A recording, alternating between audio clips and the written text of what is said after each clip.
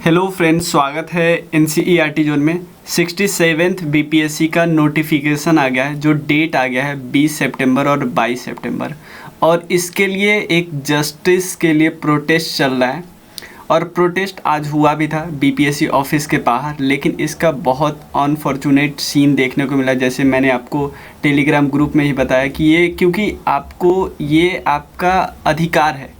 आप आर्टिकल 19 में देखते हो तो यहाँ पे साफ साफ लिखा है to assemble peacefully and without arms. अगर ऐसे कर रहा है तो उसका कानूनी अधिकार है, उसके पास वो फंडामेंटल राइट है, मौलिक अधिकार है। इसके बाद उन लोगों पे लाठी चलाना ये कतई भी सही नहीं है। मतलब ये सीधा सीधा डेमोक्रेसी का उल्लंघन किया गया है। ठीक है, अब क्वेश्चन क्या उठता है, क्या ये लोग प्रोटेस्ट में मांग कर रहे हैं कि एग्ज़ाम हो ही ना? क्या ये एग्ज़ाम डिले के मांग कर रहे हैं? देखो, मेजॉरिटी लोग एग्ज़ाम डिले का नहीं मांग कर रहे हैं। मेजॉरिटी लोग बस दो चीज़ का मांग कर रहे हैं कि यार फ्री एंड फेयर मैनर में एग्ज़ाम हो, और फ्री एंड फेयर मैनर में एग्ज़ाम होने के लिए एग्ज़ाम को कम से कम एक शिफ्ट और परसेंटाइल सिस्टम, जो यहाँ पे बात कर रहे हैं नोटिफिकेशन में, क्या बात कह रहे हैं, इक्वी परसेंटाइल इक्वेटिंग टेक्निक, इसका यूज ना किया जाए और एग्ज़ाम एक शिफ्ट में हो। ठीक है, अब इनका क्या तर्क है? जो बीपीएससी ऑफिस से जो भी तर्क देते हैं, वो तर्क देते हैं कि इनके पास इतना स्कूल अवेलेबल नहीं है जिससे ये एक शिफ्ट में एग्ज़ाम करा पाए। मतलब इतना स्कूल अवेलेबल नहीं है, तो आपको कोशिश करना चाहिए। मेन विल पावर जब होता है ना, तो इंफ्रास्ट्रक्चर आ ही जाते हैं। ठीक है ना, जैसे 8 मई को सब बैठ गए, आराम से एग्ज़ाम हो गया। आपने कुछ ही स्कूल को ना छोड़ा है, कुछ ही स्कूल को हटाया है, तो आराम से अगर चाहते विल पावर होता तो आराम से अरेंज हो सकता है, क्योंकि कई महीने बीत गए हैं।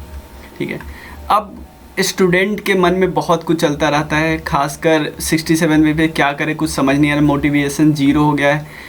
देखो, एक तरफ मैं एकदम समझो आप लोगों की मेंटालिटी कैसी होगी मैं बताने की कोशिश कर रहा हूँ। इस समय कुछ भी समझ नहीं आ रहा है कि यार एग्ज़ाम होगा ना होगा, डिले होगा, लेकिन इतना तो पक्का पता है ना, एग्ज़ाम होगा। अब देखो, जो लोग पटना में हैं या पटना के आसपास जो लोग हैं, वो तो जाके अपना जो उनका अधिकार है उनको दिखाते हैं, प्रोटेस्ट करते हैं। ठीक है, और इवन वो डरते भी नहीं हैं। बहुत मैंने देखा इतना क्रुएलिटी दिखाया गया, पता नहीं पुलिस समय, क्योंकि वो भी किसी न किसी एग्ज़ाम से आए होंगे, मतलब इतना ऑर्डर को इतना ब्रूटली कैसे फॉलो कर सकते हैं। ठीक है, और ये एक तो वो कर रहे थे, लेकिन जो लोग नहीं आ रहे हैं वो अपना हक कैसे मांग सकते हैं? वो कॉल करके, ज़्यादा से ज़्यादा वो क्या कर सकते हैं, कॉल कर सकते हैं, क्योंकि वो जा नहीं सकते, क्योंकि बहुत सारे लड़कियां भी है, और इवन जो बाहर है जैसे दिल्ली, कोई आता नहीं है। और देखो, सबको आने की ज़रूरत भी नहीं है। सबके आने की ज़रूरत से क्या होगा, अगर मान लो 6 लाख लोग हैं, 6 लाख में भी 1 लाख भी आ गए तो ये और ज़्यादा, बहुत ज़्यादा रिसोर्स का वेस्टेज हो जाएगा, और 1 लाख लोग को संभाल नहीं पाएगा पटना एक समय में। ठीक है ना, इतने बच्चे एक साथ आ गए तो फिर और ज़्यादा इशू हो जाएगा, तब और ज़्यादा लाठी चलने लगेगी, तो क्योंकि डेस्परेशन में हो जाएंगे ना। तो जितने लोग आते हैं और ज़्यादा से ज़्यादा आ सकते हैं। मतलब अगर 10,000 ऐसे लोग भी आ जाते हैं, जैसे आज मुझे खबर मिली थी कि 10,000 के आसपास लोग आ गए थे, लेकिन मैं तो गया नहीं था क्योंकि मैं बहुत दूर रहता हूँ। ठीक है, तो यहाँ पे मैं क्या बताना चाह रहा हूँ कि एग्ज़ाम तो होगा। एग्ज़ाम को मोटिवेशन लो जाता है या हाई जाता है, एग्ज़ाम तो होगा। तो आपको बिल्कुल, जैसे मैं देख रहा हूँ कुछ लोग बोले कि सर मन ही नहीं लगता, पढ़ाई बिल्कुल छोड़ ही देते हैं, मतलब छूट गया है बिल्कुल, इतना लगता है यहाँ से करप्शन हो रहा है, इतना निगेटिव न्यूज़ सुनते हैं कि लगता है पता नहीं कुछ होगा, लेकिन होगा। और आपको देखो, कभी भी प्रोटेस्ट पढ़ाई के साथ हो सकती है, कभी भी आप मांग करोगे बिना पढ़ाई के नहीं।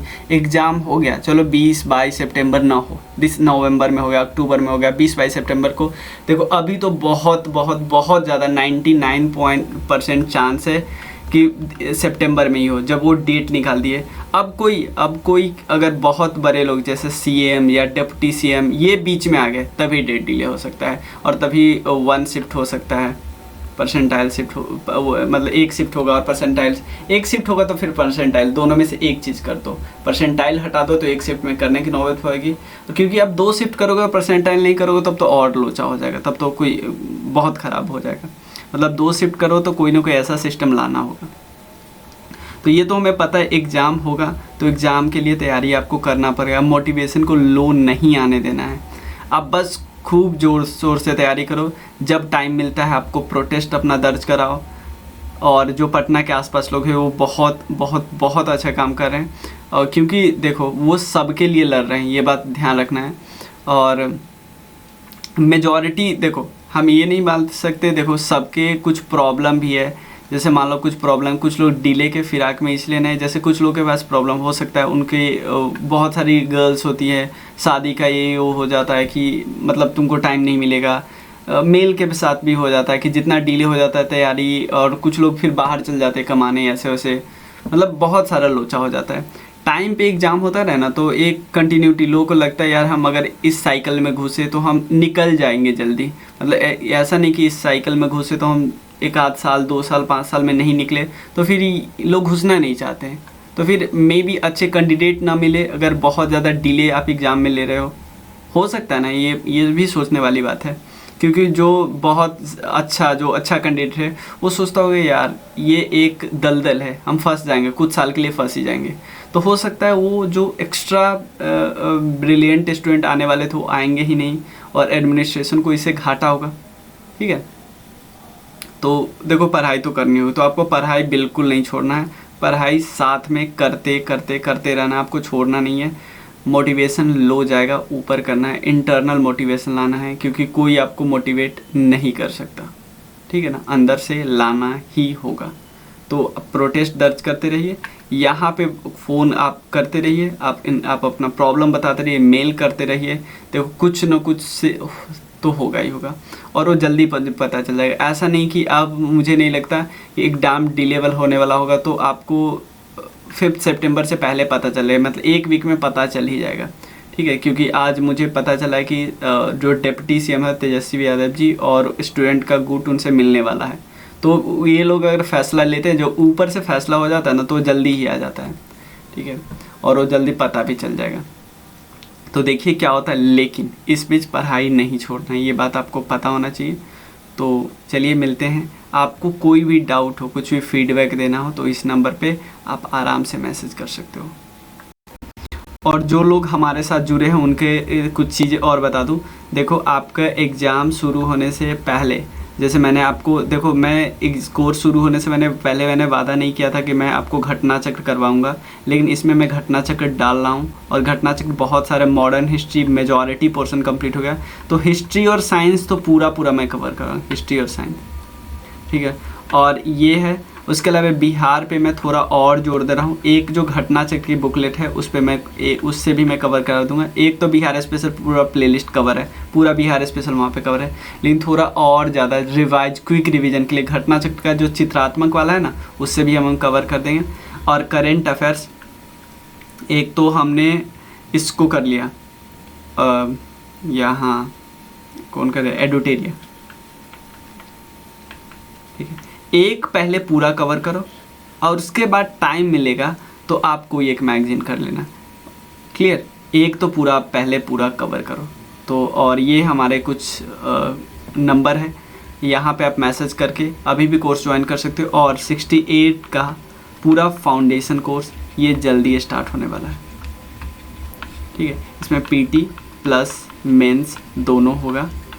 ये जो अभी कोर्स सिर्फ इंग्लिश फॉन्ट में था, ये इंग्लिश और हिंदी दोनों में स्टार्ट हुआ है, इंग्लिश प्लस हिंदी।